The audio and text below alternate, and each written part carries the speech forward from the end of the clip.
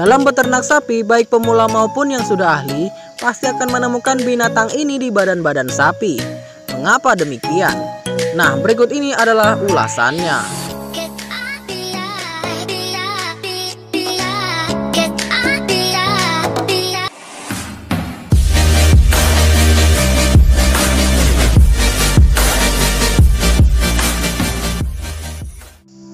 Halo, assalamualaikum warahmatullahi wabarakatuh. Balik lagi bosku di channel Dian Anggoro Farm.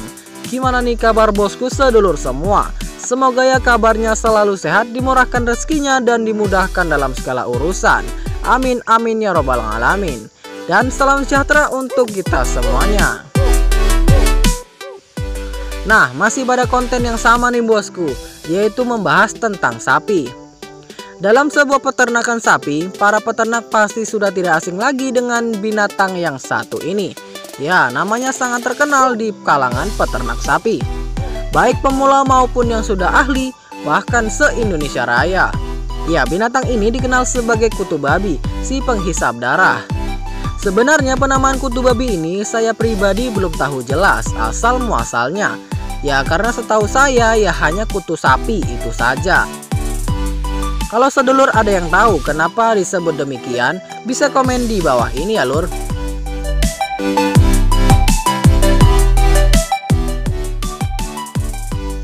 Kutu sapi atau kutu babi adalah binatang yang hinggap di badan sapi sebagai binatang parasit. Kutu sapi atau kutu babi ini termasuk ke dalam kelas serangga yang tak bersayap. Di dunia perkutuan, biasanya kutu bukan hanya hinggap di badan sapi saja, melainkan seperti di kucing, anjing, ular, ayam, biawak, bahkan sampai manusia.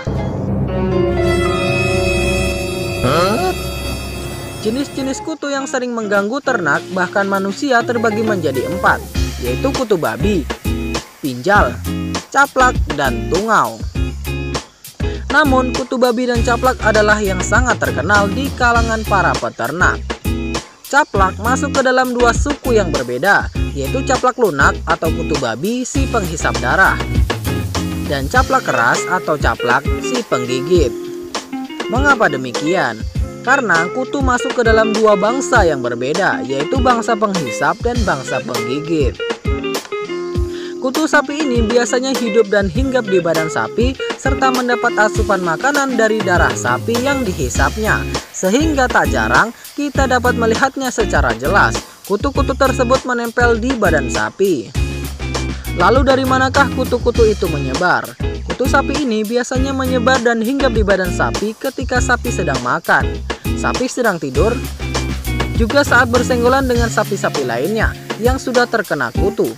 Bahkan bisa dari binatang-binatang lainnya yang tak sengaja bersenggolan dengan sapi, entah itu burung atau lain sebagainya. Kutu-kutu kecil ini sebelum mendapat mangsa biasanya merayap di tanah-tanah dan tempat-tempat yang sedikit rimbun, seperti pelepah-pelepah sawit kering. Sehingga ketika sapi sedang memakan rumput atau tidur, kutu-kutu tersebut bisa langsung merayap naik melalui kaki-kaki sapi dan selanjutnya menjadi binatang parasit yang mengganggu sapi. Lalu bahaya apakah yang ditimbulkan oleh si kutu babi ini apabila banyak hinggap di badan sapi? Menurut beberapa ilmu tentang perkutuan, kutu dapat menyebabkan berbagai gangguan kesehatan seperti anemia, dermatitis, bahkan sampai infeksi pada kulit. Nah, biasanya kutu-kutu ini punya teman setia yang senantiasa membantu merusak kesehatan sapi lur, yaitu lalat dan nyamuk. Darah yang dihasilkan dari gigitan kutu ini dapat mengundang lalat dan nyamuk untuk datang dan ikut menghisap darah, sehingga penyakit lain yang ditimbulkan menjadi bertambah, yaitu seperti penyebaran virus. Tak jarang kita temukan sapi-sapi dengan kulit yang rusak, seperti kudis akibat gigitan si kutu kopret ini. Hal lain yang dapat ditimbulkan oleh kutu babi ini adalah penampilan sapi yang kurang bagus, kulit kurang mulus, dan secara tidak langsung harga sapi pun jadi kurang bersahabat gara-gara kutu babi yang ini lur. Menurut Rappel, pada tahun 1982, tiap caplak dapat menghisap 0,3 ml darah sapi yang diserang. Sedangkan menurut Johnson et al. Pada tahun 1998, Setiap caplak dapat menyebabkan menurunnya produksi susu sebanyak 8,9 ml dan penurunan 1 gram bobot tubuh sapi apabila kutu sudah memenuhi badan sapi. Serem juga ya bosku. Lalu dapatkah ternak kita terhindar dari bahaya kutu? Untuk terhindar memang sulit lur, tapi untuk meminimalisir tentu bisa dilakukan.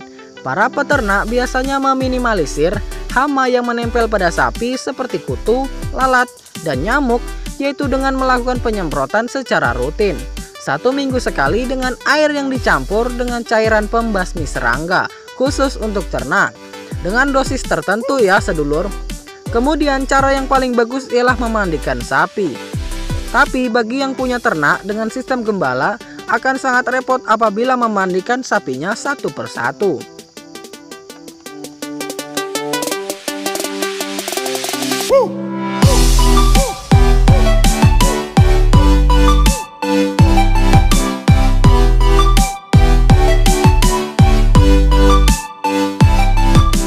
Itulah tadi sedulur videonya. Semoga ternak sapinya makin sukses dan sapi-sapinya sehat, kinclong, dan gemuk-gemuk. Salam peternak. Semoga video ini bisa bermanfaat untuk kedepannya. Apabila ada tutur kata yang tidak berkenan, Dian Anggoro minta maaf yang setulus-tulusnya. Dan jangan lupa untuk klik like, comment, share, and subscribe di channel Dian Anggoro. Kita jumpa di next video dan di lain kesempatan. Wabillahi taufik wal hidayah. Wassalamualaikum warahmatullahi wabarakatuh.